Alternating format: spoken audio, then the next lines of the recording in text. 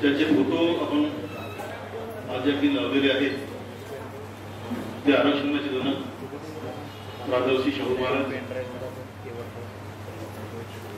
ज्यांनी शिक्षणाचा बसा आम्हा सगळ्यांना दिलाय. आणि एवढंच शिक्षण नाही तर शिका, संघटित व्हा आणि संघर्ष करा असा मंत्र त्यांनी आम्हाला दिला आहे. ते परमपूज्य डॉक्टर बाबासाहेब आंबेडकर. भोई समाजाला NT मध्ये आरक्षण देणारे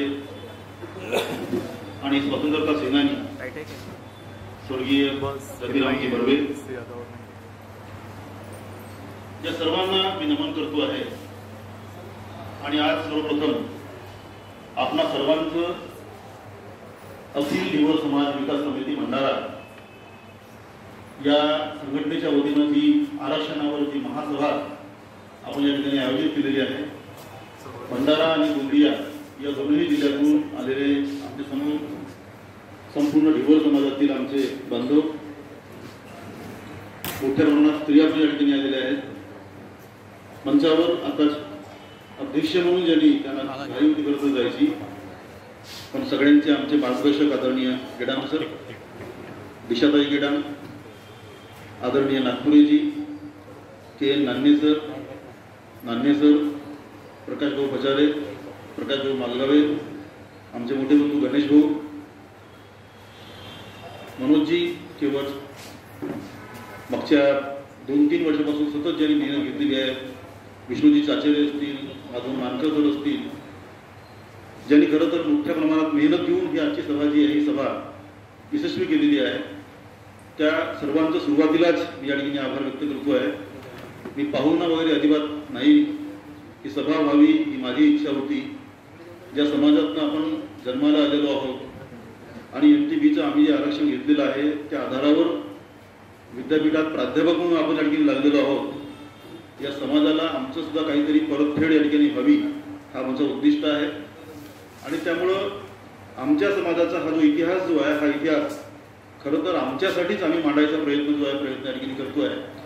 त्यामुळं पाहुणा मी अजिबात नाही आहे, तुमच्यातला जे तुमचा बांधव म्हणून तुमच्यासमोर या ठिकाणी बोलायचा प्रयत्न जो आहे प्रयत्न या ठिकाणी करतोय. आमचा समाज जो आहे हा समाज कसा होता, कोणत्या आरक्षणात आम्ही या ठिकाणी होतो, आमची सध्याची अवस्था काय आहे हे कुठंतरी समजून सांगायचा प्रयत्न जो आहे प्रयत्न मला या ठिकाणी करावा असा वाटतो. आणि त्यामुळं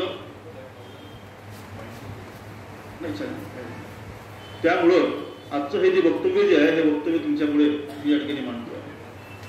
डॉक्टर बाबासाहेब आंबेडकरांचं वक्तव्य जे आहे आपण या ठिकाणी ठेवतो आहे, त्यांचं स्पेशल कोट जे आहे ते म्हणतात की those who forgot their history they cannot create their new history. जो समाज जो आहे हा समाज आपला स्वतःचा इतिहास विसरतोय, तो समाज आपला एक नवीन इतिहास लिहू शकत नाही, असं बाबासाहेबांचं कोट जे आहे मला सुरुवातीलाच तुम्हाला या ठिकाणी सांगावं वाटतंय. आणि हेच कोट समजा आपण लक्षात जर घेतलं असेल तर आपल्याला नंतर मग समजतंय की आमचा समाज जो आहे हा केव्हा तरी SC या कॅटेगरीमध्ये होता. SC ही कॅटेगरी आमच्याकडून स्वातंत्र्याच्या नंतर सरकारने हिसकावून लावली आणि म्हणून एक मोठं आंदोलन जे आहे रस्त्यावरचं आणि न्यायालयातलं सुद्धा ते आम्हाला उभारायचं आहे. ते कसं उभं करता येईल त्यासाठीची सुरुवातीची आंदोलनाची ही पहिली वीट ज्याला आपल्याला म्हणता येईल, जिच्यावर आता आम्हाला इमारती चढवायच्या आहेत, ही आज आपण या ठिकाणी दिनांक 12 मे 2024 भंडारा शहरात आपण ठेवायचा किंवा रचायचा विचार आपण या ठिकाणी करतोय. आम्ही SCच्या आरक्षणामध्ये होतो, जे आमच्याकडनं आरक्षण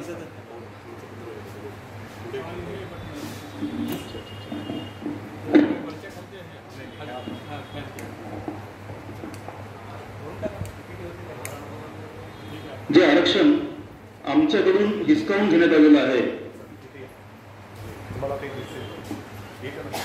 ते आम्हाला परत मिळवता येईल का? परत जर मिळवायचं जर असेल तर कोणकोणती साधनं जी आहेत ती साधनं आपल्याला वापरावी लागतील. या सगळ्या मुद्द्यांवर चर्चा करण्यासाठी आपण या ठिकाणी आज जमलेलो आहोत आणि या सभेत सर्व उपस्थितांचं मला या ठिकाणी पुन्हा एकदा स्वागत करायचं आहे. कदाचित 30-40 मिनिटं आपण या ठिकाणी चर्चा करूया. आणि मला विश्वास आहे की हे 40 मिनिटं तुमचे जे आहेत हे अतिशय महत्त्वाचे असतील. आमचा समाज, त्याचा इतिहास, त्यांचं हिसकावलेलं आरक्षण हे जोपर्यंत आम्हाला कोणीतरी माहीत करून देणार नाही तोपर्यंत आमच्यातनं कोणीच पेटणार नाही. बाबासाहेब आंबेडकरांचं पुन्हा एक मला वाक्य जे आहे वाक्य या ठिकाणी पुन्हा ठेवावं असं वाटते. ते असे म्हणाले होते की गुलामाला गुलामीची जाणीव करून द्या, मगच तो बंड करेल. गुलामाला जोपर्यंत हे कळणारच नाही की गुलाम ही अवस्था जी आहे ही अवस्था आम्हाला पण लागू होत्या. कोणीतरी आम्हाला सांगणं गरजेचं आहे की आमचं आरक्षण जे आहे आमच्याकडनं हिसकावलेलं आहे. जे ब्रिटिश काळात ब्रिटिशांनी आम्हाला दिलं होतं ते नवीन सरकारने आमच्याकडनं हिसकावलेलं आहे. ही गोष्ट कुठेतरी आम्हाला समजून सांगणं गरजेचं आहे. आणि त्यामुळं आजचं वक्तव्य जे आहे हे वक्तव्य तुमच्या पुढे ठेवायचा प्रयत्न मी या ठिकाणी करतो. आजच्या या संपूर्ण वक्तव्यात मी काय काय बोलणार आहे. मी सुरुवातीला बोलेल की आरक्षण नेमकं काय आहे. हे आरक्षण फक्त भारतातच दिलं जातंय का, इतर देशामध्ये आरक्षण जर असेल तर त्याचं स्वरूप कसं आहे या तिसऱ्या मुद्द्यावर आपण चर्चा करूया. आमचं ढिवरांचं आरक्षण कसं होतं आणि ते कसं हिसकावलं गेलं. मी वारंवार हिसकावलं गेलं हा शब्द वापरतोय. ते कसं हिसकावलं गेलं आहे याचा सुद्धा इतिहास जो आहे हा आज तुम्हाला या ठिकाणी मी सांगायचा प्रयत्न करणार आहे. हिसकावलेलं आरक्षण जे आहे हे परत मिळवता येईल का त्यावर सुद्धा आपण चर्चा करूया. आणि हो, जर हिसकावलेलं आरक्षण जर आम्हाला परत मिळवता येत असेल तर त्याच्या कोणकोणत्या मेथड्स आहेत, कोणकोणत्या उपाययोजना आमच्याकडे आहेत, एक रस्ता जो आहे हा कोणता असेल याची ही चर्चा जी आहे ती चर्चा आता आपण करूया. नेक्स्ट, आता आरक्षण नेमकं काय. केवळ नान्हे सर आता सुरुवातीला जे बोलले होते आरक्षणाची त्यांनी अतिशय योग्य अशी व्याख्या जी आहे व्याख्या त्यांनी केली होती की आरक्षण काय आहे तर सामाजिक, धार्मिक, शैक्षणिक दृष्ट्या मागासलेला एखादा समाज जो असेल त्या समाजाला किंवा एखाद्या प्रेशर ग्रुपला विधिमंडळात त्यांच्या ग्रुप्सच्या संख्येच्या अनुसार जे काही प्रतिनिधित्व दिलं जात आहे ते प्रतिनिधित्व म्हणजे आरक्षण. आम्ही वारंवार हे जे बोलतोय की आरक्षण म्हणजे हा काही गरिबी हटावाचा नारा नाहीये. आरक्षण काय आहे तर जगातला कोणताही समाज जो असेल किंवा देशातला कोणताही समाज असेल त्या समाजाला प्रांतीय विधिमंडळ किंवा केंद्रीय विधिमंडळ ह्याच्या काही बॉडीज ज्या आहेत ज्या संपूर्ण राज्यावर गव्हर्न करतात त्यांच्यामध्ये त्यांचं प्रतिनिधित्व आहे का. जर नसेल तर त्या ठिकाणचं लोककल्याणकारी राज्य काही असेल, शासन जे असेल एका विशिष्ट समाजाला काहीतरी जागा जो आहे हा आरक्षित करून त्या ठिकाणी ठेवतोय तो खऱ्या अर्थानं आरक्षण आहे. आरक्षण म्हणजे नोकऱ्यांमधलं आरक्षण हा आमचा उद्दिष्ट नाहीये. ही तो समाज वर कसा येईल त्याची ती केलेली सोय आहे. पण आरक्षणाचा खराखुरा समजा अर्थ आपण समजून जर पाहिला असेल तर त्या समाजाला केंद्रीय विधिमंडळ असेल किंवा प्रांतीय विधिमंडळ असेल, सेंट्रल असेंब्ली आणि स्टेट असेंब्ली ज्या होत्या जुन्या काळात त्यांच्यावर त्यांना रिझर्वेशन मिळतंय का हा खरा अर्थ जो आहे त्याचा अर्थ जो आहे हा अर्थ आपल्याला या ठिकाणी समजून सांगावा लागेल आणि समजून घ्यावा लागेल. आता पुढचा एक मुद्दा येतो आहे की आरक्षणाची गरज काय.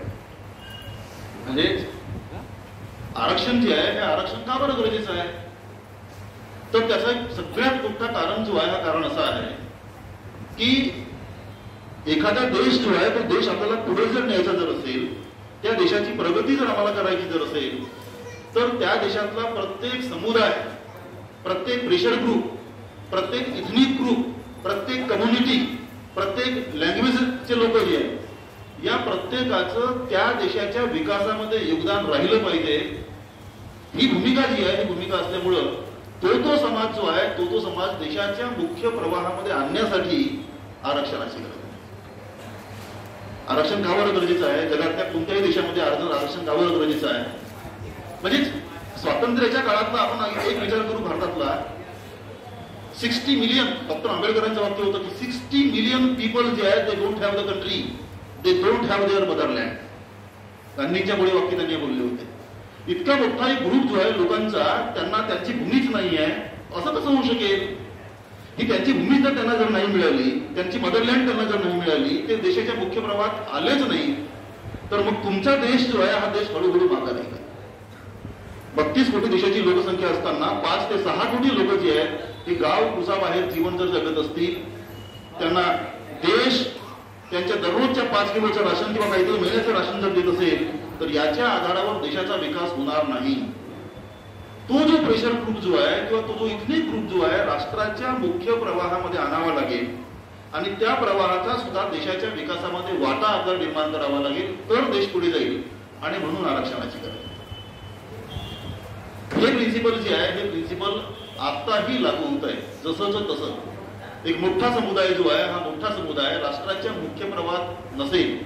सपोज आपण उदाहरण घेऊ की देशामध्ये स्त्रियांची संख्या 50% आहे. त्या स्त्रिया राष्ट्राच्या मुख्य प्रवाहात जर येतच नसतील तर देश आमचा पंगू होऊन जाईल. त्यामुळे स्त्रियांना आम्हाला आरक्षण द्यावं लागेल. आणि म्हणून स्त्रियांची 33%ची आता आपण जाहीरनामा पाहतो काँग्रेसचा की 50%ची एक त्यांचा एक वाटा जो आहे हा वाटा ईश्वर करायचा प्रयत्न जो आहे प्रयत्न आपण करतो आहे. मला असं वाटतं की हे जे 2 उदाहरणं दिले मी की आरक्षणाची गरज काय, तर कोणीही बाहेर राहू नये, तो मुख्य प्रवाहामध्ये आला पाहिजे तर देश पुढे जाईल. ही जी भूमिका जी आहे भूमिका राष्ट्रानं स्वीकारलेली आहे. आणि म्हणून आरक्षण जे आहे हे आरक्षण त्या त्या देशामध्ये वेगवेगळ्या पद्धतीनं दिलं जात आहे असं आपल्याला म्हणता येईल. ते कुठे कुठे दिलं जात आहे तर त्याला एक नाव आहे रिझर्वेशन. वेगवेगळ्या टर्म्स आहेत, मी टर्म्ससाठी वापरलेले आहेत. त्याला भारतामध्ये आपण रिझर्वेशन असं म्हणतो आहे. त्याला अमेरिकेमध्ये आपण अफर्मेटिव्ह ऍक्शन असं एक नाव जे आहे नाव त्याला आपण. हे जे रिझर्वेशन जे आहे आरक्षण फक्त भारतामध्ये नाही, जगातल्या अनेक देशामध्ये हे आरक्षण जे आहे आरक्षण आपल्याला पाहायला मिळेल. त्याला वेगवेगळी नावं जी आहेत ती नावं दिलेली आहेत. अमेरिकेत त्याला अफर्मेटिव्ह ऍक्शन, त्याला कॅनडामध्ये रिव्हर्स डिस्क्रिमिनेशन एक वाक्य जे आहे हे वाक्य कॅनडात त्याला वापरलं जातं. पुन्हा ऑस्ट्रेलियामध्ये अफर्मेटिव्ह ऍक्शन, न्यूझीलंडमध्ये त्याला अफर्मेटिव्ह ऍक्शन, बांगलादेश आणि ब्राझीलमध्ये त्याला कोटाइझम, कोटा ठरलेला एक कोटा असतो ज्याला आपण कोटाइझम असं एक नाव दिलेलं आहे. त्याला दक्षिण आफ्रिकेमध्ये BEE black economic empowerment program, B नावाचा प्रोग्राम जो आहे हा त्याला ऑपरेटिव्ह म्हणतात. आणि चीनमध्ये पुन्हा रिव्हर्स डिस्क्रिमिनेशन असे वेगवेगळे नावं जे आहेत जगातल्या अनेक भागामध्ये आपल्याला पाहायला मिळतील. आणि त्यामुळे आम्हाला जे आरक्षण दिलं गेलंय हा काही जगातला चमत्कार नाही. ही मनुष्याची प्राथमिक गरज आहे. त्या त्या समाजाला किंवा त्या कल्याणकारी राज्याला असं वाटलं की हा एक मोठा समुदाय जो आहे या मोठ्या समुदायाला आपण बाहेर ठेवू शकत नाही, त्याला तुम्हाला काहीतरी आधार द्यावा लागेल. आणि त्यामुळं अशा प्रकारचे आधार जगातल्या अनेक देशामध्ये गेलेले आहेत. त्यातील काही नावं जे आहेत नावं आपण घेतलेली आहेत. आता कोणकोणत्या देशामध्ये ते कसं, मी 2 देशांचं स्पेशल एक्झाम्पल घेतलेलं आहे. खूप सारे एक्झाम्पल्स आहेत पण मी अमेरिका आणि चीन हे जे 2 उदाहरण देतो आहे भारतातल्या आमच्या सगळ्यांच्या आरक्षणाची यायची अगोदर. कारण हे आरक्षण जर आम्हाला समजून जर घ्यायचं जर असेल तर आरक्षणातली जगातील फिलॉसॉफी नेमकी काय आहे हे सुरुवातीला आम्हाला समजून घ्यावी लागेल. आणि मग आपण पाहतोय की तो आरक्षण आपल्याला खऱ्या अर्थानं समजेल. Next please. आता आपण अमेरिकेतलं उदाहरण घेतोय. अमेरिकेमध्ये आरक्षण जे आहे हे आरक्षण कसं दिलं जातं. अमेरिकेमध्ये शिक्षण असेल, पोलीस दल असेल, हॉस्पिटल्स असतील, विद्यापीठातील शिक्षक असतील, या वेगवेगळ्या संस्थानांमध्ये आणि आस्थापनांमध्ये आपल्याला आरक्षण जो आहे हा आरक्षण आपल्याला पाहायला मिळते. आणि हे आम्हाला अमेरिकेतल्या जीवनात दिसते सुद्धा. तुम्ही हॉलिवूडचे मूव्हीज जर पाहत असाल तर तुम्हाला मोस्टली पोलीसवाला जो आहे हा ब्लॅक तुम्हाला पाहायला मिळेल. हॉलिवूडचे मूव्हीज आपण समजा आजकाल खूप हिंदीमध्ये डब होऊन राहिले आहेत. तुम्ही जर पाहाल तर अमेरिकेतले पोलीस जे आहेत तुम्हाला काळ्या रंगाचे पाहायला मिळतील. अतिशय उंच जाडीचे असतात, हस्तपुष्ट असतात. का बरं आम्हाला वारंवार ते पाहायला मिळतात? ते मिळत नाही. तो अमेरिकेच्या जीवनाचा एक भाग झालेला आहे. अमेरिकेत समजा आपण जर गेलो तर पोलिसांच्या खात्यामध्ये आम्ही जेव्हा जातो काळ्या लोकांसाठी आरक्षण जे आहे हे आरक्षण त्या ठिकाणी मोठ्या प्रमाणात दिलेलं आपल्याला पाहायला मिळतंय. अनेक विद्यापीठामध्ये प्राध्यापक जे आहेत ते प्राध्यापक ब्लॅकिश आम्हाला त्या ठिकाणी पाहायला मिळतील. त्याचा जीवनाचा भाग झालेला आहे. आणि तो जीवनाचा भाग जर झाला असेल तर तो ऑटोमॅटिक मूव्हीज मध्ये येतो आहे. आणि म्हणून ही लोक जे आहेत ती लोक आपल्याला त्या ठिकाणी पाहायला मिळत आहेत. अमेरिकेमध्ये पाहतो आपण की मोठा अन्याय जो आहे हा त्या ठिकाणच्या नेटिव्ह अमेरिकन्सवर आपण या ठिकाणी केलेला आहे. 1492 कोलंबसने अमेरिकेचा शोध लावला. पुढच्या 200-250 वर्षामध्ये हे लोक अमेरिकेच्या पूर्व किनाऱ्याकडून तेव्हा जे पश्चिम किनाऱ्याकडे हळूहळू चालत गेले तेव्हा त्या ठिकाणच्या नेटिव्ह अमेरिकन्सची, त्या ठिकाणच्या रेड इंडियन्सची मूळ जमीन जी होती ती युरोपियन लोकांनी कब्जावून टाकलेली. त्यांच्या जमिनीत त्याला आपण बेदखल केलेला आहे. एक आकडेवारी आणखी आपल्याला पाहायला मिळेल या ठिकाणी की 1887 त्यांच्यामध्ये 13 कोटी हेक्टर जमीन त्यांच्या हक्कामध्ये होती. 138 मिलियन हेक्टर ही जमीन त्यांची नेटिव्ह अमेरिकनची होती. ती 1934 सालापर्यंत 52 मिलियन हेक्टर पर्यंत कमी झाली. म्हणजे जे मूळ जमिनीचे मालक जे होते त्या मालकांची जमीन आपण हिसकावली कशी तरी आणि म्हणून त्यांना आता काहीतरी आम्हाला आरक्षण देणं गरजेचं आहे, म्हणून अमेरिकेकडे ती फिलॉसॉफी जी आहे फिलॉसॉफी पुढे आलेली. पण 1776ला जो अमेरिका स्वतंत्र झाला त्यांच्याकडे ही फिलॉसॉफी भारताच्या नंतर आलेली. 1865च्या आसपास फक्त एक करार त्या ठिकाणी झाला की काळ्यांचा तुम्ही रंगभेद करू शकत नाही, पण त्यांना आरक्षण नाही मिळालं. जोपर्यंत जॉन एफ केनेडी अमेरिकेचे राष्ट्रपती होत नाही तोपर्यंत हा चार्टर जो आहे हा अमेरिकेचा त्या ठिकाणी आलाच नाही. आणि त्यामुळे मग पाहतो आपण की 1961च्या नंतर जॉन एफ केनेडी जेव्हा त्यांनी आणले आहेत 10,925 नंबरचा चार्टर जो आहे हा आलेला आहे. आणि पुढच्या काहीच वर्षामध्ये अमेरिकेत झालेले बदल जे आहेत बदल तुम्हाला पाहायला मिळतील आहे. आरक्षणाचा हा फायदा मला तुम्हाला सांगावा असं वाटतं. ज्या ज्या ठिकाणी बदल झालेले आहेत त्या ठिकाणी पाहतो आपण की 1972 साली स्त्रियांची संख्या जी होती ती 3 होती, 93 पर्यंत ती 19% गेलेली. डॉक्टर्स जे होते त्यामध्ये स्त्रिया फक्त 10% होत्या, त्या 93 पर्यंत 22% गेलेल्या आहेत. वकिलामध्ये 4% स्त्रिया होत्या, त्या 23% गेलेल्या आहेत. इंजिनियर्स मध्ये फक्त 1% स्त्रियांचा वाटा होता, तो तुम्हाला 9% गेलेला पाहायला मिळतो आहे.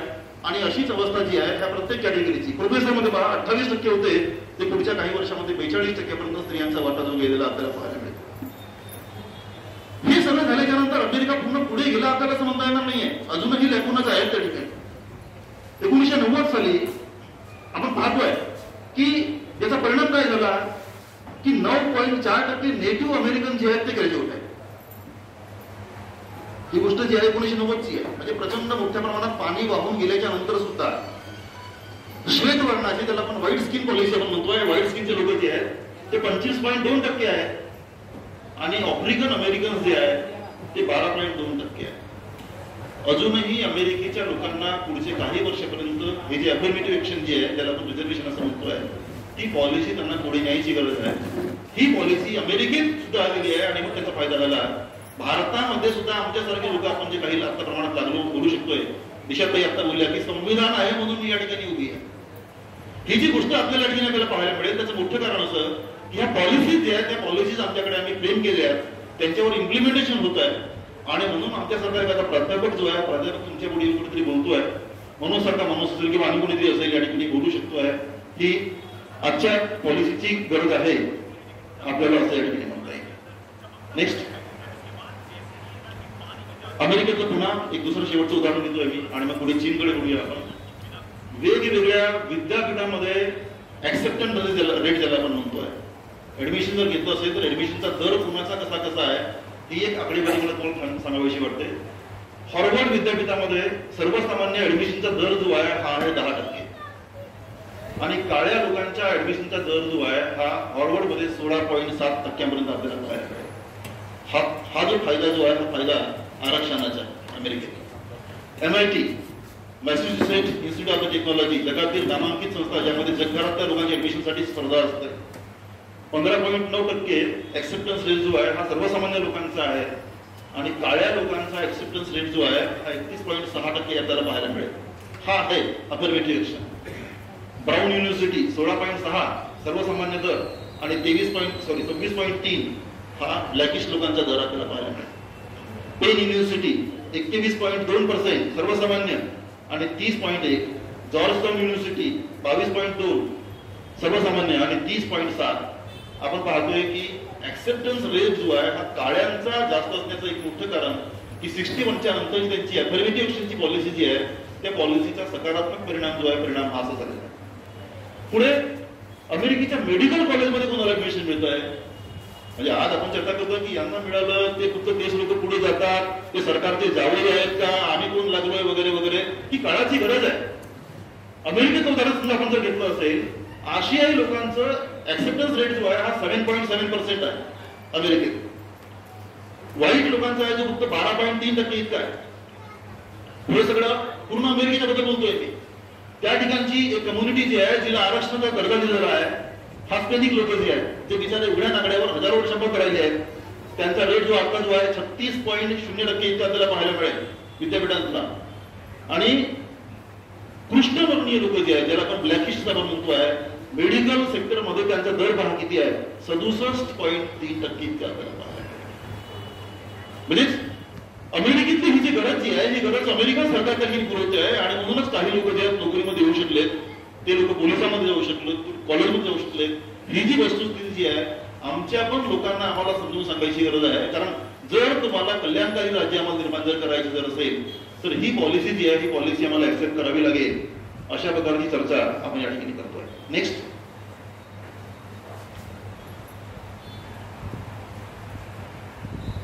तुम्ही त्या स्लाइड शो मध्ये पण या नेक्स्ट तुमच्या पद्धतीने आता चीनकडे आपण या ठिकाणी येऊया. थोडंसं लहान करा त्याला. चीनमध्ये पाहतो आपण की असा एक देश आहे बदनाम आहे, मानवाधिकारांचं उल्लंघन चीनमध्ये मोठ्या प्रमाणात होत आहे अशा प्रकारची आपण चर्चा करतोय. चीनमध्ये तर लोकशाहीच नाहीये ही चर्चा आता आपण करतोय. त्या चीनमध्ये सामान्यांच्या विकासाच्या योजना आणि अल्पसंख्याकांच्या योजना कशा आहेत, आरक्षण त्या ठिकाणी कसं आहे ते आपण चर्चा करतोय. आपण पाहतो की चीनमध्ये काय सुरू आहे, अल्पसंख्य लोकांसाठी स्पर्धा परीक्षामध्ये बोनस पॉइंट आहे. म्हणजेच आम्ही काही जगात भारतामध्ये फक्त हा एकमेव देश नाही की ज्या लोकांना आपण ह्या सोयी देतोय.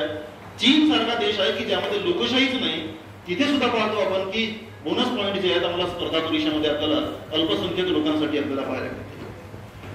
चीनची वन चाइल्ड पॉलिसी जी आहे ती अल्पसंख्याकांना लागू होत नाही.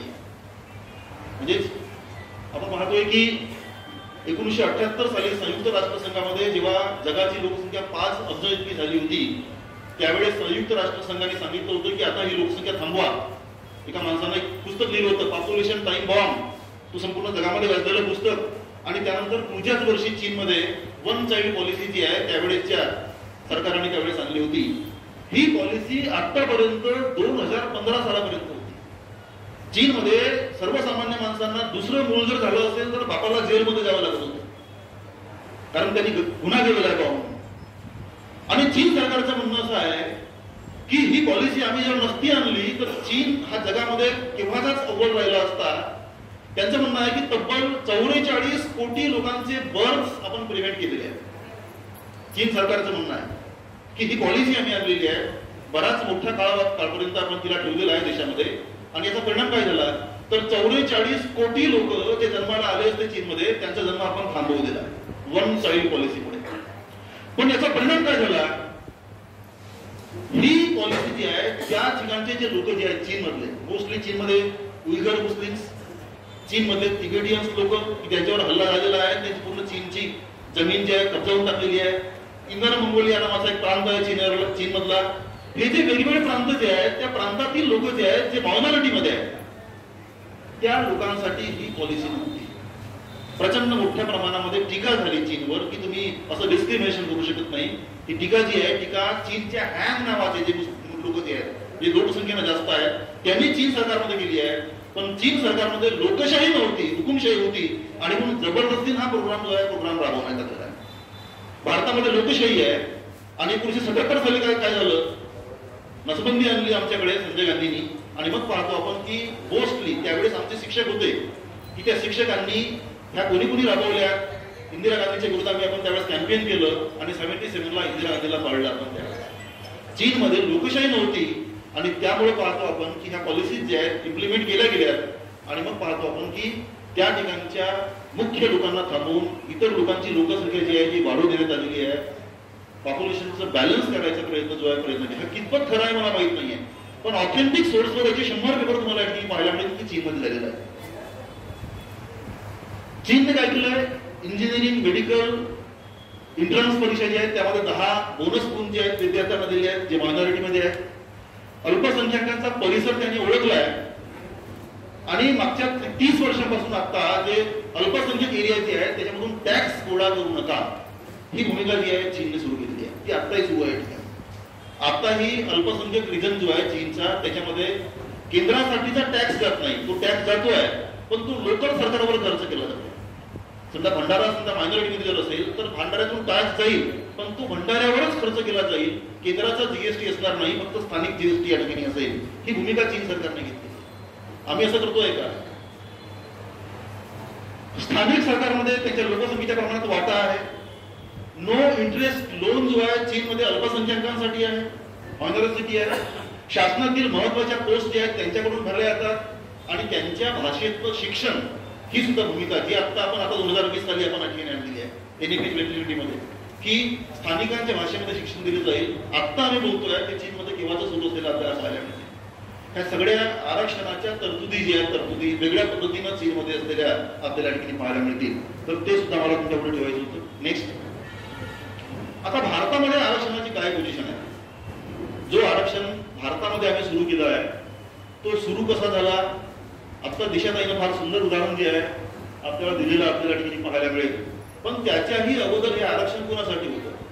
तर मला असं वाटतं की तब्बल 3 ते 4 हजार वर्षांपासून या ठिकाणचा चातुर्वर्ण जो आहे हा खऱ्या अर्थानं आरक्षण आहे. की पूजेचं काम कोण करेल किंवा शिक्षणाचं काम कोण करेल तर हा समाज करेल, दुसरा समाज त्याला हात लावणार. ही भूमिका जी आम्ही सुरू केलेली आहे 3 ते 4 हजार वर्षांपासून, हा आमच्याकडलं आरक्षण जो आहे हा आरक्षण सुरू असलेला आपल्याला पाहायला मिळेल.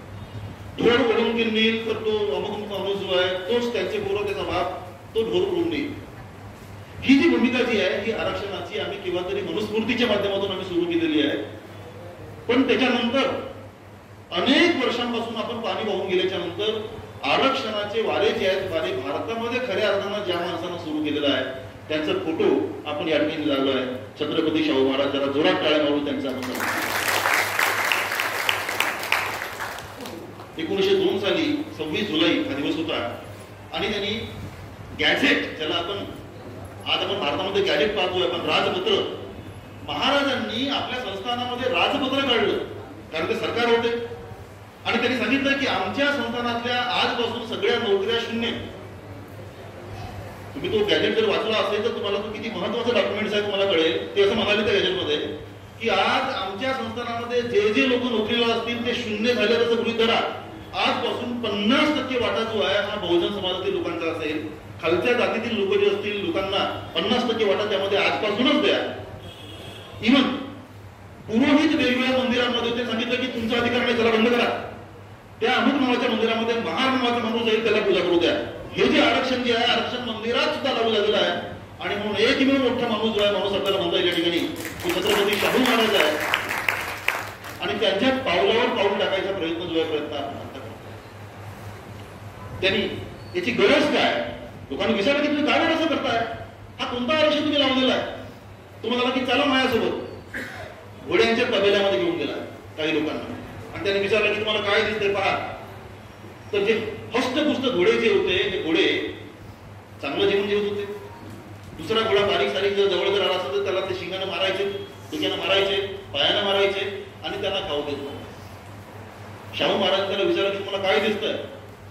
त्यांचं उत्तर होतं टीकाकारांचं की साहेब आम्हाला हे दिसतंय की जे ताकदवाले घोडे जे आहेत तेच खाऊन राहिले आहेत, त्यांना खाऊ देत नाही. मग काय करावं लागेल?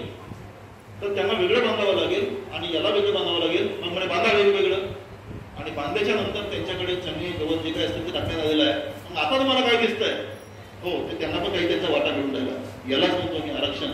आणि शाहू महाराजांनी आरक्षणाची ती पद्धती जी आहे ही त्यांच्या संपूर्ण संस्थानात त्यावेळेस चालू केलेली आहे आणि त्यामुळे तिथून भारतात आरक्षणाचा प्रवास जो आहे प्रवास सुरू झालेला आपल्याला पाहायला मिळतो. 1902च्या नंतर 1906 हा एक वर्ष आलेला आहे. या सगळ्या गोष्टींना अगदी वर्षाच्या अनुक्रमाने त्याला क्रमांक लावलेला आहे.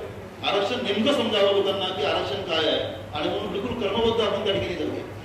1902च्या नंतर 1906 हे वर्ष भारतामध्ये आलेलं आहे. 1906 वर्षाला काय झालेलं आहे? 1906 या वर्षाला भारतामध्ये एका संघटनेची स्थापना झाली. ती आहे मुस्लिम ऑल इंडिया मुस्लिम लीग. हे सय्यद अमीर अली, सय्यद दबीउल्ला खान ही जी सगळी मंडळी जी आहे त्या मंडळींनी मुस्लिम लीग या पक्षाची स्थापना केली. शिमल्याला कॉन्फरन्स झाली त्याची मोठी. तो ढाक्याचा नवाब त्यावेळेस सलीमुल्ला खान तो त्याचा अध्यक्ष होता. मोठा माणूस, त्यांनी पैसे खर्च केले आणि शिमल्यामध्ये कॉन्फरन्स झाली. शिमल्यामध्ये ही संघटना स्थापन झाली आणि 1907 आणि 1908 हे 2 वर्ष त्यांनी व्हाईसराय, त्यावेळेस व्हाईसराय मिंटो होते, त्या मिंटोला त्यांनी पत्र दिलं की साहेब आम्ही जे मुस्लिम जे आहोत या संपूर्ण भारतामध्ये ते शैक्षणिक दृष्ट्या मागासलेले आहोत. सगळ्या नोकऱ्या ज्या आहेत त्या नोकऱ्या ब्राह्मणांना मिळत आहेत. मोठ्या प्रमाणात ब्राह्मण जे प्रमाण पुढे आमचा वाटा कुठे आहे हा प्रयत्न केला आहे. सांगितलं की तुमचा वाटा तुम्ही मिळवा. अरे पण मिळणार कसं आहे? हे हुशार लोक जे आहेत ते सगळे कब्जे करून राहिलेले आहेत. मला तुम्हाला सांगावं असं वाटतं की ही दिल्लीतली गोष्ट असेल कारण या ठिकाणी मोठ्या मोठ्या, कारण 700 वर्ष मुस्लिमांचं राज्य होतं पण मुसलमान कुठंच नाही. जो जम्मू काश्मीरचा ज्याला आपण शेरे काश्मीर असं म्हणतो म्हणतो आहे, तो शेरे कश्मीर पंडित जवाहरलाल नेहरूंना प्रश्न विचारतो की साहब यहाँ 700 साल हमारे पूर्वों ने राज किया, लेकिन मैं यहाँ अलीगढ़ मुस्लिम यूनिवर्सिटी में बॉटनी का मैं मास्टर हूँ, एमएससी बॉटनी है। तो कोण? ज्यांनी पाकिस्तानची निर्मिती, सॉरी ज्यांनी जम्मू काश्मीर त्याला पण शेरे काश्मीर आपण म्हणतोय, नाव मला आठवणार नाही आता. तो म्हणतो की मलाच नोकरी नाही या ठिकाणी, आमचा काहीतरी वाटा आम्हाला मिळायला पाहिजे. आणि शेवटी मग तरतुदी ज्या त्या ठिकाणी तशा झालेल्या आहेत. मुस्लिम लीगने हे प्रयत्न 2 वर्ष केलेले आहेत आणि त्याच्यानंतर 1908 साली लॉर्ड मिंटो मानला शेवटी की मुस्लिमांना आता आम्हाला आरक्षण दिलं पाहिजे. आता इथून आरक्षणाचा खऱ्या अर्थानं कॉन्स्टिट्युशनल हिस्ट्री सुरू होतो आहे. ज्या मुस्लिमांना भारतात पहिल्यांदा कॉन्स्टिट्युशनल रिझर्वेशन मिळालं, कायद्यानं रिझर्वेशन मिळालं, ते मुस्लिम आजही आरक्षणाच्या बाहेर आहेत. ही वस्तुस्थिती आहे. आरक्षणाची सुरुवात ही हिंदूंच्या कोणत्याही जातीपासून झाली नाही. राजर्षी शाहू महाराजांनी केलेला प्रयत्न जो आहे, हा प्रयत्न काही सरकारचा प्रयत्न, एका संस्थानाचा प्रयत्न होता. पण संपूर्ण देशाच्या आरक्षणाच्या बद्दल आम्ही जेव्हा चर्चा करतो तेव्हा पहिलं आरक्षण कुणाला मिळालेलं आहे? ते मुस्लिमांना मिळालेलं आहे. गव्हर्नमेंट ऑफ इंडिया ऍक्ट 1909 1909 सालचा कायदा आलेला आहे आणि त्या कायद्यामध्ये मुस्लिमांना भारतातलं पहिलं आरक्षण इंग्रज सरकारने सुरू केलेलं आहे. 1861 सालापासूनची ती प्रिव्ही काउन्सिल जी होती, त्या काउन्सिलमध्ये लोक जे होते फक्त डिपोर्ट केले जात होते. आता सांगितलं की आता आम्ही आरक्षण दिलेलं आहे. आणि पहिल्यांदा भारतामध्ये 1910 साली या कायद्याच्या इमिडिएट नंतर निवडणुका झाल्या. 1909 ला कायदा आला, 1910 ला भारतामध्ये निवडणुका झाल्या आणि नाणे सरांनी जे आता सांगितलं होतं की reservation is what? Reservation is a representation of that community in that assembly. ही गोष्ट जी आहे भारतामध्ये कायद्यानं सुरू झाली 1910 साली. आणि 1910 साली मुस्लिमांचे त्यावेळेस लोक जे आहेत हे लोक त्या ठिकाणी निवडून गेलेले आहेत असेंब्लीवर. सेंट्रल असेंब्ली त्यावेळेस कलकत्त्याला असायची आणि प्रांतीय असेंब्ली मुंबईला असायची. या दोनही असेंब्ली होतात. कलकत्ता आपली राजधानी होती ना सुरुवातीला, तिथे पण मुस्लिम जे आहेत लोक आपण निवडून गेलेले आहेत. आणि बॉम्बे नावाचं स्टेट जे होतं तिथे सुद्धा हे लोक जे आहेत निवडून गेलेले आहेत. मुस्लिमांना आरक्षण मिळालं. 1909च्या नंतर काय झालं पुन्हा पहा. 1909च्या नंतर आमच्याकडले काही ब्राह्मण जे होते त्याच्याकडे चर्चा झाल्या. हे कसं मुस्लिमांचं आता हे पुढे जातील, ह्या चर्चा झाल्या. चर्चामध्ये विरोध पण झाला. हा विरोध कुठेतरी सावरणं आवश्यक होतं, कारण हिंदुस्थान नावाचा देश त्यावेळेचा होता, जुनं नाव भारताचं हिंदुस्थान. त्या देशाला सुद्धा आम्हाला एकत्र जर ठेवायचं जर असेल तर हिंदू आणि मुस्लिम हे जे 2 भाऊ जे आहेत त्यांच्यामध्ये कुठेतरी समेट झाला पाहिजे. हा समेट करायचं काम जो आहे एका मनुष्यानं केलंय, त्याचं नाव आहे बाळ गंगाधर टिळक, लोकमान्य टिळक ज्याला आपण म्हणतो. लोकमान्य टिळकांनी मुस्लिमांचे त्यावेळेचे नेते बॅरिस्टर मोहम्मद अली जिना आणि काँग्रेसचे सगळ्यात मोठे नेते, कारण गांधी भारतामध्ये आलेच नव्हते, ते 15 ला आले, 16ची घटना, पण त्यांचा काही खूप मोठा प्रभाव नव्हता. जोपर्यंत टिळक गेले नाही त्याच्यानंतर गांधी मोठे झाले, आपल्या सगळ्यांना माहिती आहे. 1920 सालापर्यंत गांधी पुढेच नव्हते. हे जे काम केलंय हे लोकमान्य टिळकांनी केलंय. 1916 साली 1916 ला त्यांनी करार केला मुस्लिम लीग आणि काँग्रेसमध्ये, आणि मुस्लिमांच्या त्या सीट्स त्या ब्रिटिश सरकारने कायद्यानं दिल्या होत्या त्या मान्य करण्यात आलेल्या आहे. अशी स्थिती आपल्याला या ठिकाणी पाहायला मिळते. 1919चा कायदा पुन्हा आला. आता काही लोक पुन्हा नाराज झाले की तुम्ही मुस्लिमांना दिलंय, बाकीचे लोक नाहीत का? मग अलर्ट समाज होता त्यावेळेस. एक मास्टर तारासिंग, तुम्ही नाव ऐकलं असेल की, शिखांचा प्रचंड मोठा नेता, ते समोर आलेले आहे.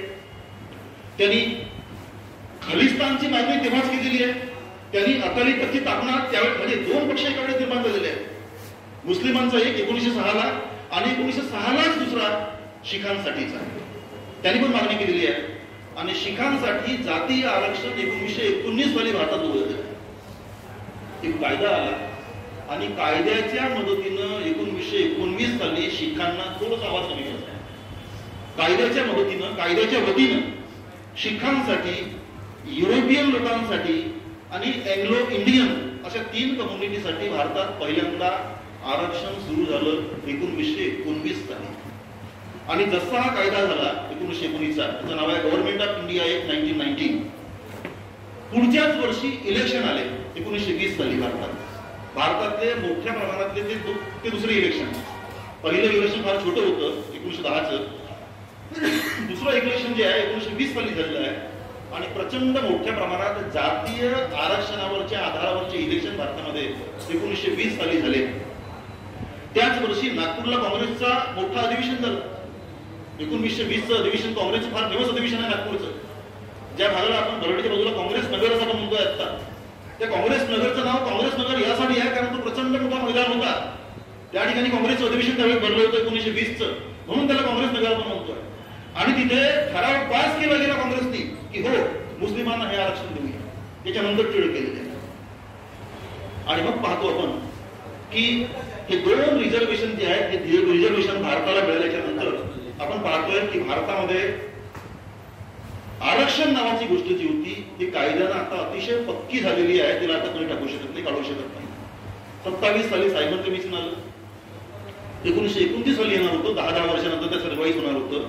पण 2 वर्ष अगोदर आलं. सायमन कमिशनला आपल्या सगळ्यांना माहित असेल की आपण विरोध केला.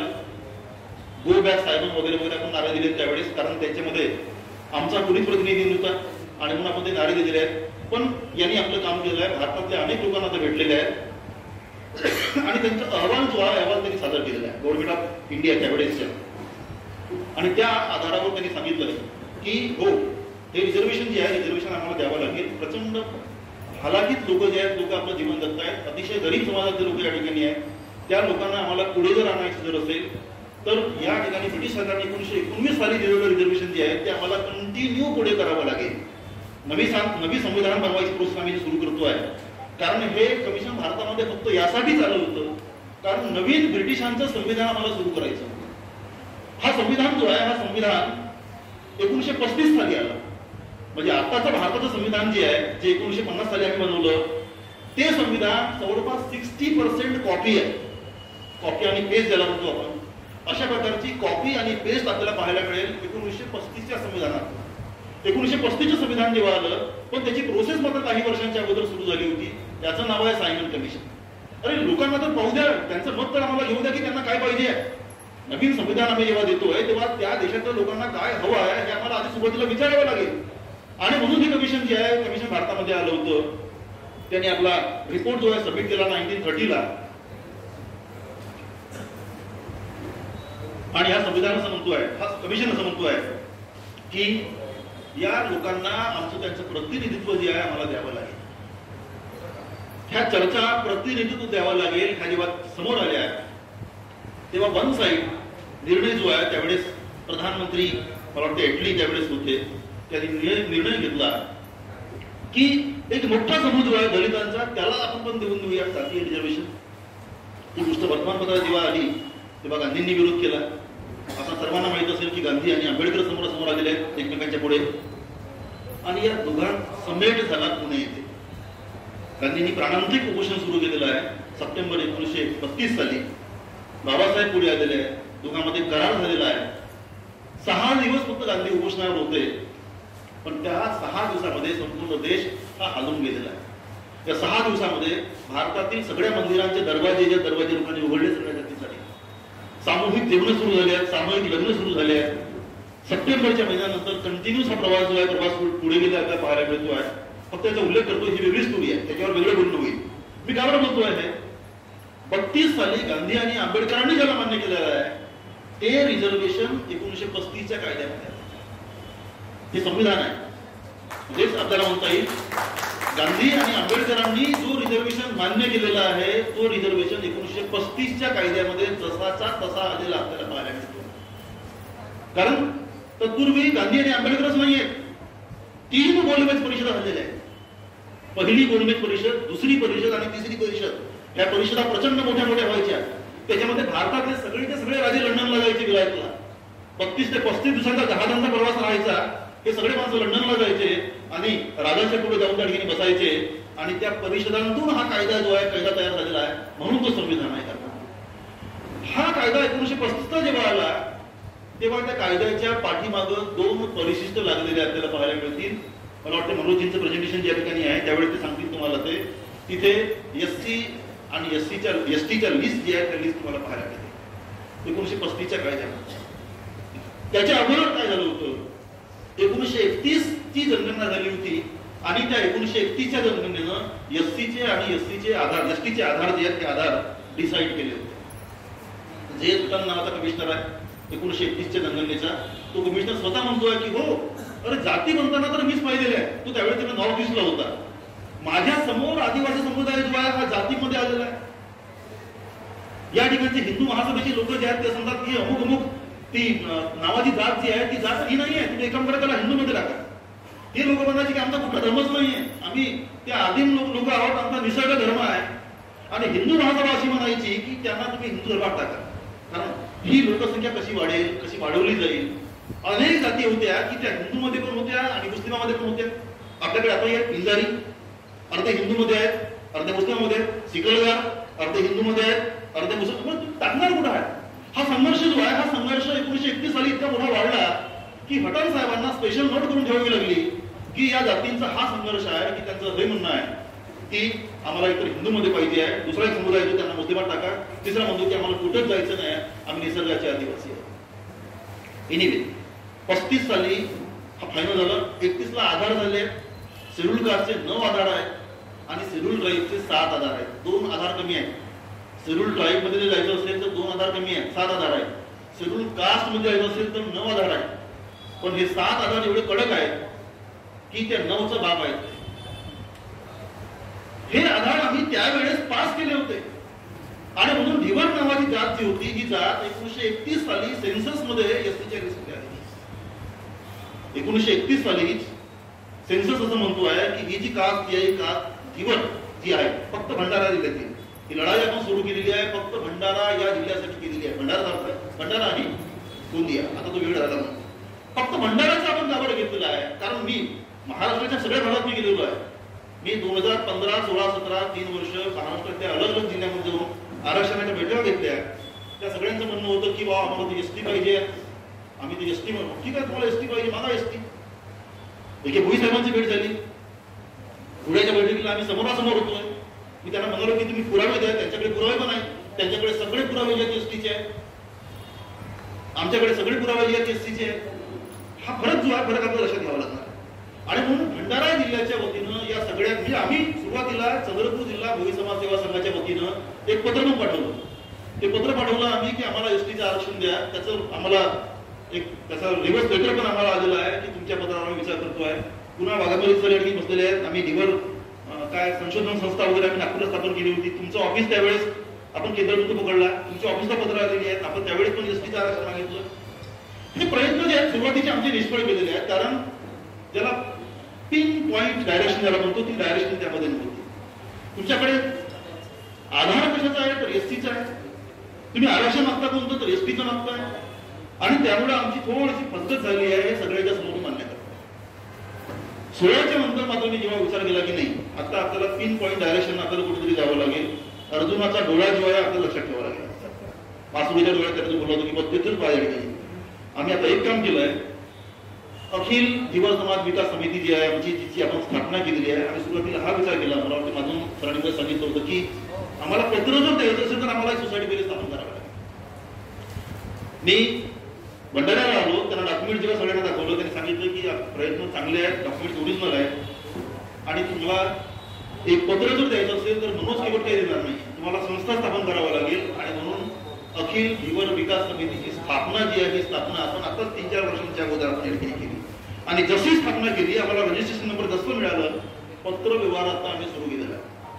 हे पत्र व्यवहार जे आहेत महाराष्ट्राचं कमिशन जे आहे शेड्यूल कास्ट कमिशन त्यांना आपण दिलेले आहेत, महाराष्ट्राच्या पार्टीला आम्ही दिले आहेत, मिनिस्ट्री ऑफ सोशल जस्टिस महाराष्ट्रात त्याला आपण दिले आहे, ईशाताई बिडामाता दिले आहेत. त्यांनी गोंदियावरून त्यांच्याकडे टीम जेव्हा आली होती केंद्रीय मंत्र्यांची कमिशनची, त्यांना त्यांनी पत्र दिले आहेत.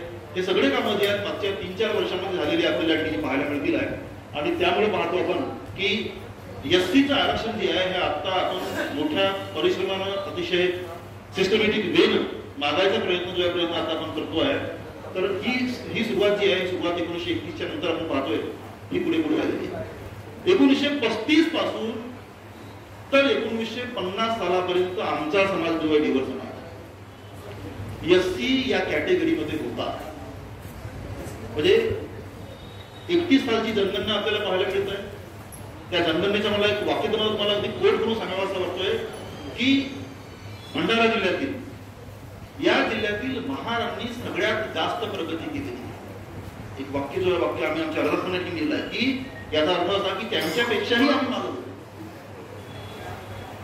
35 साली चंद्रपूर जिल्ह्यातलं एक वाक्य जे ब्रह्मपुरी तालुक्यातलं, तिथं असं म्हणतोय कमिशनर की या ठिकाणच्या महाराजांना तो स्टिग्मा नाही आहे जो तुम्हाला अनटचेबिलिटी आपल्याला ठिकाणी पाहायला मिळेल. हे सुद्धा वाक्य जे आपल्याला त्या ठिकाणी पाहायला मिळेल.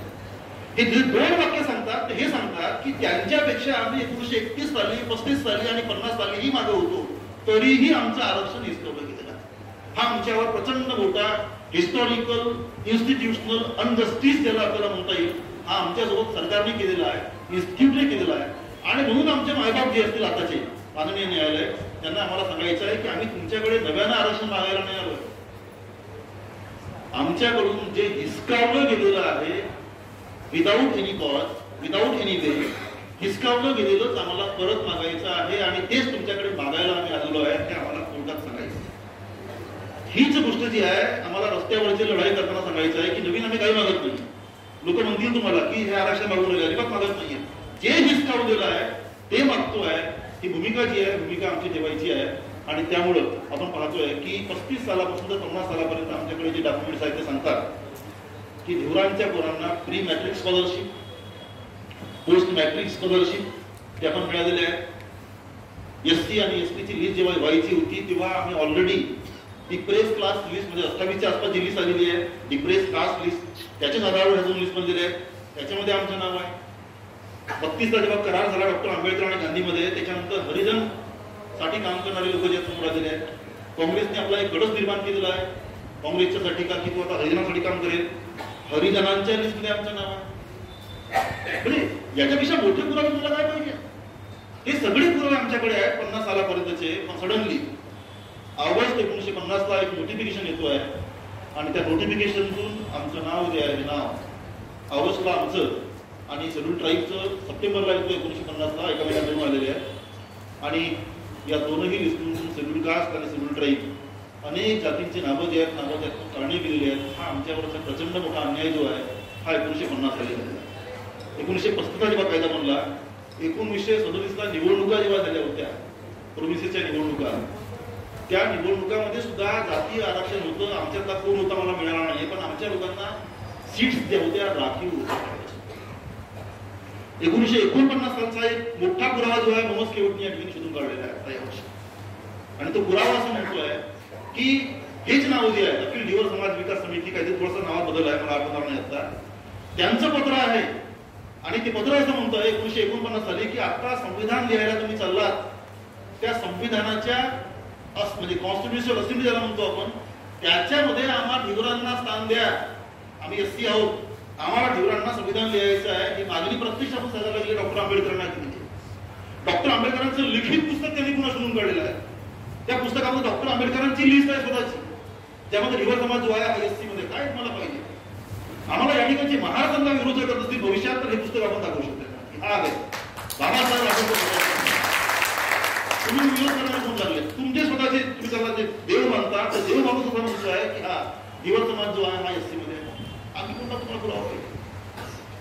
आणि त्यामुळे आपल्याला म्हणतो या ठिकाणी की 35 सालापासून आपण जे प्रयत्न या ठिकाणी केलेले आहेत ते 49 सालापासून जे प्रयत्न आपण केलेले आहेत त्यांना कुठेतरी आपल्याला त्याला काय म्हणता येईल की एक वेटेज जो आहे वेटेज मिळालेला नाहीये, त्यांना समर्थन नाही मिळालेलं आहे. कदाचित हे जेव्हा काढलं असेल आमच्यापैकी 99% लोकांना माहिती नसेल कदाचित. 1950 साली आम्ही जेव्हा फेकलो गेलेलो आहे SC काय आणि ST काय लोकांना कळलंच नसेल आणि त्यामुळं आम्ही शांत राहिलोय, आम्ही काहीच नाही केलेलं. काही लोकांनी जे प्रयत्न केलेले आहेत ते प्रयत्न अगदी ज्याचा फोटो आता आपण लावलेला आहे ज्योतिरामजी बर्वे, त्यांनी पण प्रयत्न केलेले आहेत आणि त्यांनी यशस्वी प्रयत्न केलेले आहेत. त्यांनी आम्ही जे कुठेच म्हणतो त्यांना म्हणजे 50च्या नंतर पुन्हा एक काळ गेलेला आहे. 61 साली पुन्हा एक लिस्ट निर्माण झाली आहे. 1961ला नोमॅडिक ट्राईब महाराष्ट्रामध्ये पहिल्यांदा आलेला म्हणजे 61ला नोमॅडिक ट्राईब हे आलेलं आहे. 61च्या नंतर आम्ही कुठेच नव्हतो. 74ची चर्चा करतोय मी आता बरविंद साहेबांच्या 1974ला त्यांच्या अथक प्रयत्नानंतर आम्ही नोमॅडिक ट्राईब मध्ये आता आम्ही नोंदवलं गेलेलो आहोत. आणि 74च्या नंतर आमच्यासारखे काही शिक्षकांसाठी बनलेले आहेत थोडेफार हे आपल्याला पाहायला मिळतील. आणि म्हणून आमचे डॉक्टर आंबेडकर जे आहेत आमच्या समाजाचे ज्योतिरामजी बर्वे यांचा फोटो प्रत्येकाच्या घरात टाकला पाहिजे.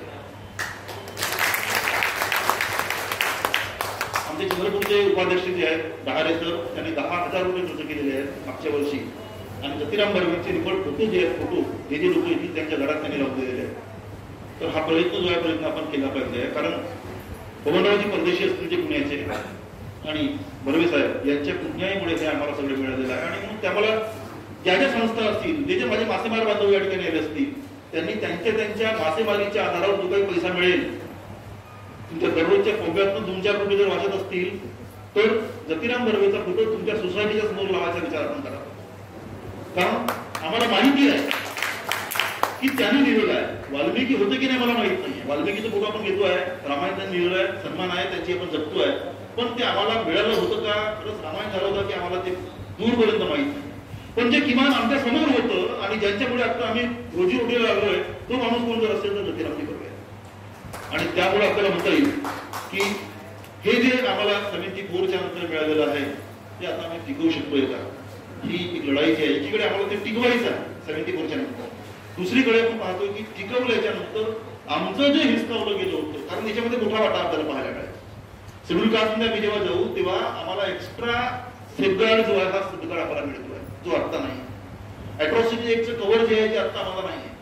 भटक्यांची अवस्था काय आहे, रेंकी कमिशन वाचा जरा, भटक्यांची काय व्हायचं होत आहे. 2005ला रेंकी साहेब असं म्हणतात की जेव्हा बार जेव्हा बंद झाले, भटक्यांच्याच मुली सगळ्या नाचत होत्या त्या ठिकाणी. त्यांना डाटा त्यांनी दिलेला आहे. अनेकांचा पारंपरिक व्यवसाय जो आहे, वेश्या व्यवसाय आहे, हे ते कमिशन मध्ये सांगतात. ही जी अवस्था जी आहे, ही अवस्था आमची भटक्यांची जी आहे, त्यांनी स्पष्ट सांगितलं आहे की या सगळ्यांना वेगवेगळं क्लासिफाय करा, त्यांना फक्त SC किंवा ST मध्ये टाका. 61ला एक कमिटी आली होती, लोकूर नावाची कमिटी. तिचा टर्म्स ऑफ रेफरन्स होता केवळ एकच होता 61ला, की अशा सगळ्या जातींना तुम्ही ओळखा की त्या SC मध्ये जातील आणि ST मध्ये जातील. लोकूर साहेबांनी प्रचंड प्रयत्न केले, पण दुर्दैवाने त्याचे प्रयत्न जे आहेत ते पुढे एक्सेप्ट झाले नाही. आपण पाहतोय की आम्ही तेव्हाचा समजा आम्ही ओळखलो जर गेलो असतो तर आम्ही कदाचित SC मध्ये, कारण आम्ही ऑलरेडी SC मध्ये होतो आणि म्हणून ते आपण कदाचित SC मध्ये जाऊ शकलो असतो. पण दुर्दैव असं की या सगळ्यात आम्ही रस्त्यावरची लढाई कधीही लढलेली नाही. हा पहिला प्रयत्न जो आहे स्वातंत्र्याच्या नंतर आता आपल्याला म्हणता येईल की सिस्टमॅटिक वे आणि ऑर्गनाइज वे न होतो आहे. जे लोक आमच्या जवळच्या भागामध्ये जे मोर्चे काढतात की आम्हाला आरक्षण द्या, आम्हाला आरक्षण द्या, मी त्याच्याशी भांडलोय 2 ते 3 वर्षापर्यंत. साहेब म्हणलं एखादा पुरावा द्या जरा तुम्ही, आम्ही ST मध्ये होतो, एक पुरावा द्या आम्ही किंवा तरी. आता जो आमच्याकडे शेड्यूल कास्टचा ऑर्डर जो आहे हा कॉन्स्टिट्यूशन ऑर्डर आहे, त्याला चॅलेंज नाही भारताच्या कुठल्याही न्यायालयामध्ये, कॉन्स्टिट्यूशन ऑर्डर आहे तो. फक्त आमच्याकडे वकील नाही सध्याच्या वेळेला. आम्ही म्हणजे ज्याला म्हणतो आपण की आमच्याकडे वकील नसल्यामुळं आता ही लढाई जी आहे कोणाच्या खांद्यावर ठेवायची, ही बंदूक कोणाच्या खांद्यावर ठेवायची हे मला माहित नाही. हा वकील आम्हाला शोधावा लागेल, विश्वासू वकील आम्हाला शोधावा लागेल. मी तुम्हाला अगदी अंडरलाईन करून लिहून द्यायला तयार आहे, ही लढाई आम्ही जिंकलेली लढाई आहे, जिंकूच. फक्त सुरुवात सिस्टमॅटिक वेळ आम्हाला करायची गरज आहे. तो विश्वासू वकील आम्हाला मिळायला पाहिजे, विश्वासू माणसं आम्हाला मिळाली पाहिजे, ही सुरुवात करायची गरज आहे. आणि त्यासाठी ही सभा जी आहे सभा ही आपण आता या ठिकाणी आयोजित केलेली आहे. मित्रांनो, हा प्रयत्न जो आहे प्रयत्न तुमच्याकडे मांडला आहे. आमची अतिशय दयनीय, आम्ही जो पत्र या ठिकाणी लिहिलेला आहे कमिशनला, तो सरांनी सांगितलं मग अशी काय आमची अवस्था आहे. वाघमारे साहेब त्यावेळी 2-3 तुम्हाला ठिकाणी की बाबा किती वाईट आमची अवस्था झालेली आहे. त्यांनी सर्वे आत्ताच केलेला आहे. ते काल परवा चंद्रपूर जेव्हा आले होते ते सांगितलं की विदर्भातील सगळ्यात वाईट अवस्था चंद्रपूर जिल्ह्यामध्ये आहे. मी शॉक झालो. आम्ही स्वतःला सांगतोय की आम्ही खूप शिकवून सवरलो आहे, मोठं आमचं संघटन आहे, पण सगळ्यात वाईट अवस्था चंद्रपूरची आहे. हा आकडा जेव्हा समोर आला तेव्हा मला पण कुठेतरी पश्चाताप झाला की आम्ही जे प्रयत्न करतोय ते निष्फळ आहे. आम्ही हॉस्टेल स्थापन केलं त्या ठिकाणी. किमान आतापर्यंत 400 ते 500 विद्यार्थ्यांना आम्ही त्या ठिकाणी शिकवलंय. पण अशा प्रकारच्या 50 वसतिगृहांची आणखी गरज आहे की त्यामध्ये मुली पण शिकतील आणि मुलं पण शिकतील. हा पुरेसा नाहीये. आमच्या समाजाचे आमचे स्वतःचे वसतिगृह आम्हाला सुरू करायची गरज आहे. कारण आता तुमचे तलाव जे तुम्हाला वाचवणार नाही. या भंडारा जिल्ह्यामध्ये तुमचं गॅजेटियर जर पाहिलं असेल भंडारा जिल्ह्याचं तर तो असं म्हणतोय की 12,500 तलाव चंद्रपूरच्या गोंड राजांनी या ठिकाणच्या कोळी पाटलांसोबत देवरांसोबत बांधून या ठिकाणी बांधले होते. आता 3,500 तलाव फक्त शिल्लक राहिले. कुठे कुठे मासे आम्हाला मिळणार आहे. नद्या आता दोन या ठिकाणी बसलेल्या आहेत की वैनगंगा नदी त्या ठिकाणी झिंगांसाठी महाराष्ट्रामध्ये फेमस होती. भंडाऱ्याचा झिंगा जो आहे हा महाराष्ट्रामध्ये लोक चवीनं खायचे, पण त्या झिंग्यासाठी तुम्हाला वाहणारं पाणी पाहिजे, त्याची बिल्डिंग जर करायची जर असेल आता नाही होत तुम्हाला. आता वेगळ्या मासोळ्या तुम्हाला वेगळ्या पद्धतीने घ्याव्या लागतील. प्रश्न असा आहे की त्या ठिकाणी तुम्ही नैसर्गिकरित्या तुमच्या हक्काने मासेमारी करत होते, आता तुम्हाला तुमचा लीज काढावा लागतो. तो सरकारचा तलाव आहे, तुमचा नाही आहे. तुमचे हक्क हिरावले गेलेले आहेत. असे अनेक हक्क जे आहेत आमचे, किंवा तरी आमचे ब्रिटिश काळापासूनचे हिस्सा राहिलेले आहेत. अनेक कायदे पण आलेले आहेत. मासेमारासाठी काय मला सांगायचं वाटतोय, मी न्यायमूर्ती चंद्रलाल मिश्रामांना सांगितलं की नॅशनल पार्क मध्ये तुम्हाला मासेमारी करताय, रिझर्व्ह ताडोबाच्या कोअरमध्ये किंवा नागझिऱ्याच्या जंगलात जाऊन तुम्हाला मासेमारी करताय, वाईल्ड लाईफ ऍक्ट सांगतो. पण जो माणूस तिकडे त्या रस्त्यामध्ये जरी गेला वाघरी धरून तर त्याला जेलमध्ये टाकतात फॉरेस्टचे अधिकारी. ही वस्तुस्थिती आहे. याचा कायदा काय म्हणतोय 1972 वाईल्ड लाईफ ऍक्ट, की तो मासेमार फक्त पोटासाठी मासेमारी जर करत असेल तर त्यांना मासेमारी करता थांबवू नका. दुर्दैवानं कायद्यांची अंमलबजावणी होत नाहीये आणि त्यामुळे सगळ्या अवस्था आहे वाईट. त्यामुळे मित्रांनो, आरक्षण मिळवणं, मी जेव्हा जेव्हा बोलतो काही लोक आमचे येतात आणि सर त्या मासेमारीचं काय झालं, त्या संस्थांचं काय झालं, एकच सांगतात, भाऊ मासेमारांचा कोणता पोरगा कलेक्टर झाला, मासेमारांचा कोणता पोरगा शिक्षक तरी बनला, लक्षामध्ये आहे का? नाही मिळणार तुम्हाला. हे तुम्हाला सोडावं लागेल आणि मुख्य प्रवाहामध्ये यावं लागेल. मुख्य प्रवाहामध्ये येण्यासाठीच हे आरक्षण तुम्हाला दिलं. आरक्षणाची भूमिका केली आणि त्यामुळं या प्रवाहात सगळ्यांनी यावं अशा प्रकारची विनंती करतोय. आरक्षणाची अत्यंत छोटी टीम आहे, तरुण मुलांची आहे, नवख्या लोकांची आहे. त्या टीमला सगळ्यांनी मदत केली पाहिजे. त्यांना ज्या ज्या अर्थानं तुम्हाला मदत करता येईल, रस्त्यावर येऊन त्यांना समर्थन देऊन, त्यांना काही आर्थिक आधार देऊन, तो प्रत्येक प्रयत्न आपण सगळ्यांनी करावा. कारण कोणत्याही समाजाचा इतिहास जो आहे हा इतिहास कसा आहे, आज त्याच्यामध्ये डॉक्टर्स किती आहेत, आज त्यांच्यामध्ये लेक्चरर्स किती आहेत, हे तुम्ही जर समजावून जर पाहिलं असेल किंवा तपासून जर पाहिलं असेल तर तुम्हाला असं पाहायला मिळेल की त्यांच्या आजोबांनी काहीतरी प्रयत्न केले, बाबासाहेबांनी प्रयत्न केले होते आणि म्हणून आज नोकरीला आहे. कुठल्या तरी समाजाला काहीतरी करावं लागतंय आणि मग तिसऱ्या पिढीचे लोक यांसमोर त्याचा बेनिफिट घेतात. हे आज आत्ता आपण जर नाही केलं तर पुढच्या काळामध्ये आमची पिढी जी आहे कदाचित रस्त्यावर येईल, बारबाला रमतील, डान्स करतील, कारण तोपर्यंत तलाव विस्तावले जाते, काहीच राहणार नाही. आणि त्यामुळे सगळ्यांनी या संघटनेला मदत करावी. मूर्ती लहान पण कीर्ती महान, मनोजींचं मला एक भक्ती नेहमी ठेवायचं वाटतं की त्यांची विशेषता अशी आहे की ते निर्मळ मन आहे. त्यांच्या मनात पाप जर असेल तर तो चेहऱ्यावर दिसतो, त्याला लपवता येत नाही, ही त्याची विशेषता आहे. आणि म्हणून या सगळ्या लोकांना आपण अगदी अंतर्मनानं आपण या ठिकाणी मदत करावी अशी विनंती करतो आहे आणि थांबतो आहे. काही प्रश्न उत्तर असतील तर आपण विचारू शकतो.